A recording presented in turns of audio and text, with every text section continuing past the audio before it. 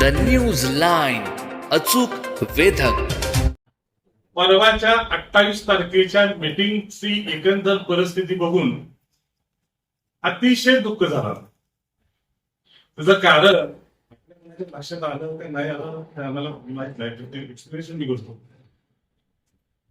या नगरपालिकेची ती जनरल सभा होती. त्या सभेला काहीतरी परंपरा आहे, पावित्र्य आहे, गांभीर्य आहे. त्या सभागृहामध्ये आज सभागृह चालवत असताना सभा कुणाची असते? सभा लोकांनी निवडून दिलेल्या लोकांची असते, सदस्यांची असते, संबंधित सदस्यांची असते आणि प्रशासनाबरोबर असते. आणि सभा होत असताना बाहेरचे कार्यकर्ते तुम्हाला कशासाठी घेऊन यायची गरज आहे? बाहेरचे 100 कार्यकर्ते तुम्ही गोळा करता, प्रेक्षकांनी बसवण्याचं तुमचं नियोजन होतं.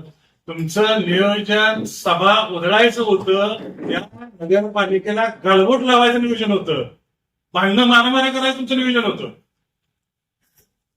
मी जो निर्णय घेतला गोष्टी प्रेक्षकांनी पण करण्याचा निर्णय, त्याचं कारणच असं होतं की सभेत गोंधळ घालायचा, माणसं जमवून आणायची आणि या नगरपालिकेला बटा लावायचं काम करायचं, शहराला डाग लावायचं काम करायचं.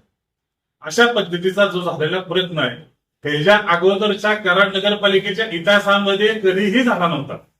असा हा प्रयत्न झालेला आहे आणि निश्चितपणे कराडकरांनी नोंद घेतली पाहिजे.